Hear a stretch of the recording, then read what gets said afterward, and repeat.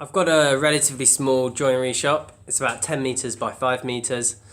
This end is sort of traditional joinery machines, planer, spindle mould and mortar bandsaw, and that end of the workshop is much more for making up sort of MDF stuff and a general working bench. So I haven't got good enough amount of space really for a large dim saw, and I particularly want a large working bench. So this is the sheet you can see on top of the bench is 8x4, and I do all my sort of assembly and I don't know, general drilling and stuff on this bench.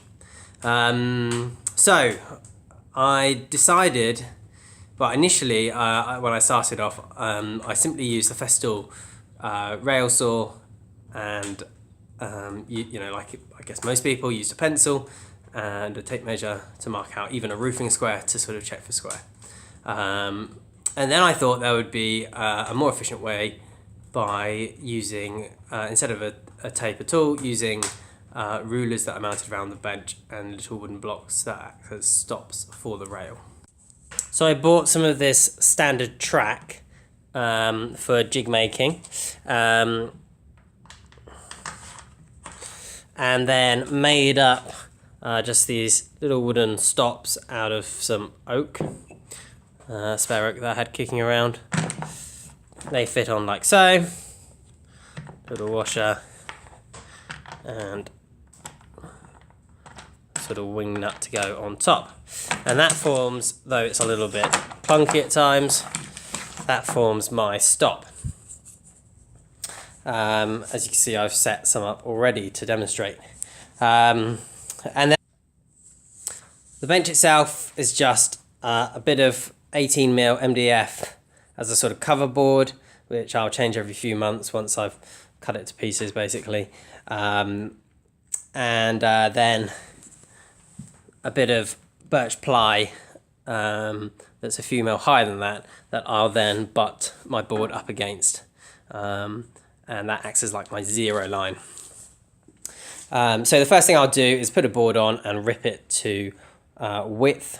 So on the short sides of the bench I have two rulers, and this is because sometimes I'll have a rail, if I'm ripping just a very thin bit off, say I want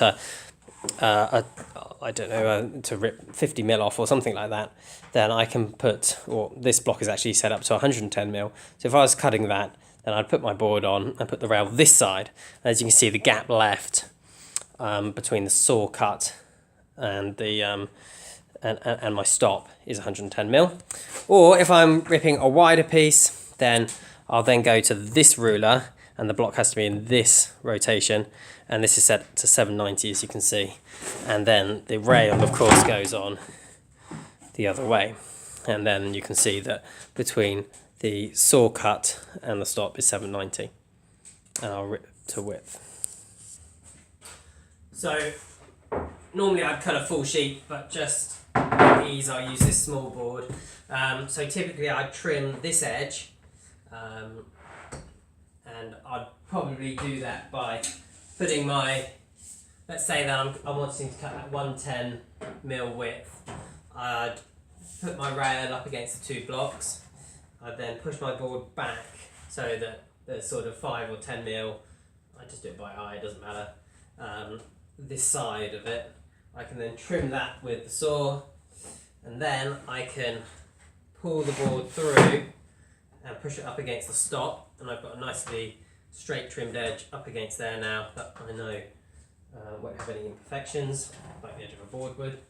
And then it's really important obviously that this is up against the stop and the rail is up against my blocks, and if those two things are true, then when I take my saw and make my cut along the board, it's going to always consistently and precisely leave 110mm. I found that with a tape and a pencil I could never get it as precise, or not as consistently precise as with this system. If the blocks are set up accurately, which is very easy to do because you're just moving up against a line, then it's easily within 1/4 millimetre accurate. And if this is particularly helpful, that if I was cutting lots of strips, then once this strip is cut, I can simply take it out and then pull the board further in up against my stop. I don't even need to move my rail. In fact, if I have it set up with a little piece each end, then what I can do is run my saw up to this end, so there's no weight on my board. Once this bit is cut, then I can just literally pull the board through. This rail is in fact, as you can see, it wouldn't even be really touching the board because of the weight of the saw kind of pivoting on there. So it means that I can cut strips really quickly in this way, presumably as quick or quicker than on a dim saw. And as I said before, if I were to cut a larger width, then of course the rail turns around and goes up against these blocks instead.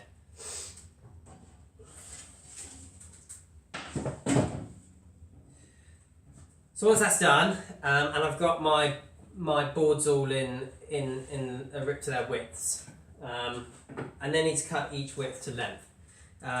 And to do this, the first thing I do is square off. So along the long sides of my bench, I've got the rulers. They start here, and the reason is that then if you set a block up down this end, it cuts really right to the edge of the bench. But I don't like to work all the way down here.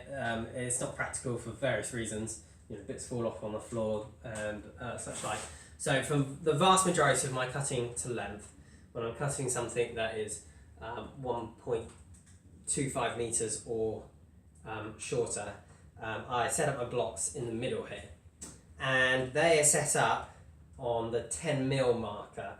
So in effect, I've got a full ruler here, which is there obviously a metre, and then I've got my second ruler set up here, and I therefore put my blocks in effect on 1 metre and 10mm, one full ruler and 10mm.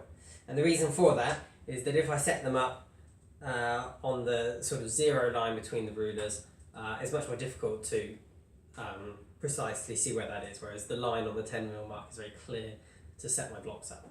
So they're set up on the 10mm mark, and then I will take my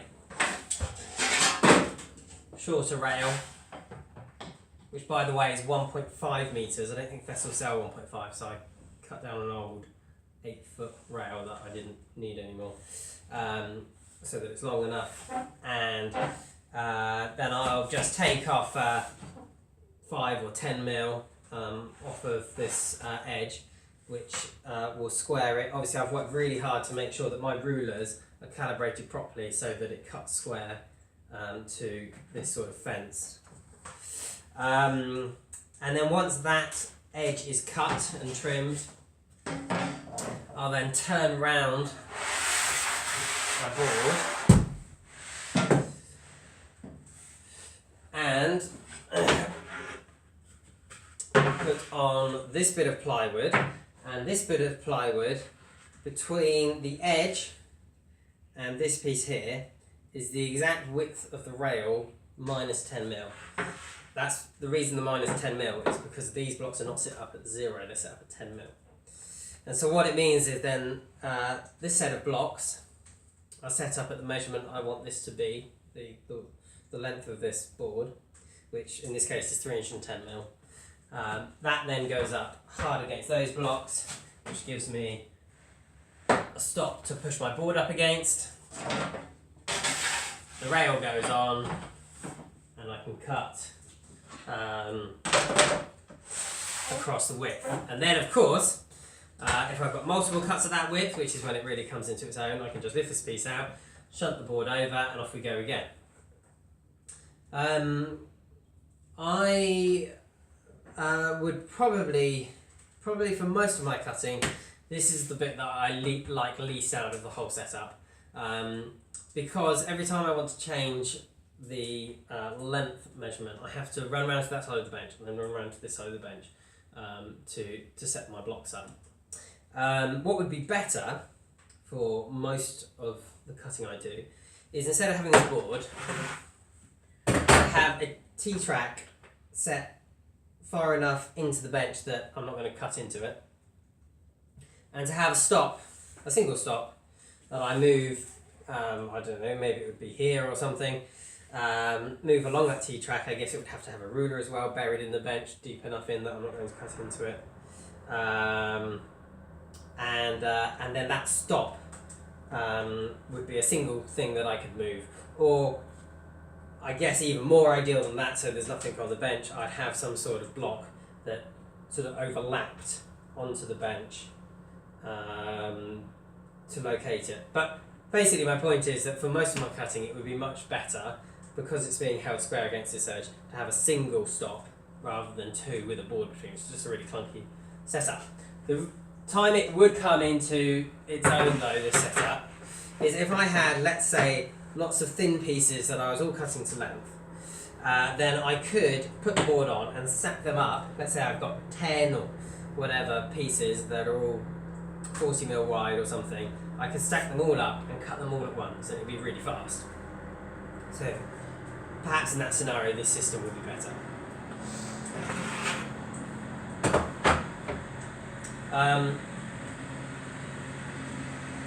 It largely works really well, but it's particularly fast when I'm doing repeat cuts, and it's particularly annoying when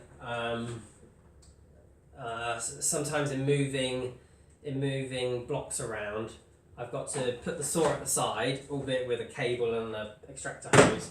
I've got to balance my long rail somewhere, which is 2.7 meters, so it tends to easily fall over. And so with certain cuts that I'm making, particularly if they're not repeat cuts, it feels like I'm spending all my time moving the rail, moving the saw, moving blocks that I'm running around the bench for. But having said all of that, it's still a system that I almost never get out a tape and a pencil, because of course I'm still moving the rail, and I'm still moving the saw, and then I'm still got an inaccuracy with the pencil and the tape. So this system, hands down, is vastly better than tape and pencil. However, compared to a dim saw, I think the time it really comes into its own is that I can lift straight from my rack, which is here. I can slide a board off of my rack onto my bench. I can move, boards that are, 40mm thick MDF. The boards that could weigh 100 kilos, I could move on my own because I'm just moving one end over and then the other end over. I obviously can pick them up and throw them on a dim saw. So moving boards is works really well for my rack straight onto the bench. And of course I'm not moving the boards around really until they've been cut into smaller sizes. So when handling large bits of board, this system works really well because you're moving a light small saw around and a rail around mostly, rather than the large boards, or you're sliding the board around rather than lifting it. And I think in certain repeat cuts it would be as fast as a dim saw. I hope that makes sense. I would just add that the other thing that actually I first of all got on and built this bench for was not for the rail saw but for the router. I was doing a number of sliding dovetail cuts for a bookcase, and this table of course works perfectly with Festool's router and the rail adapter kit that comes with that, or you can buy as an extra. I don't often use the router with it, but when I do, it works really well. Some cuts need me to clamp the boards rather than just rest them down, so they don't move. But that's why I've got the holes along the sort of plywood stop side. You can see holes along there, so I can clamp down easily. That works really well as well. Any questions? Let me know. I have no idea if this is clear or if I'm just waffling on. Thanks.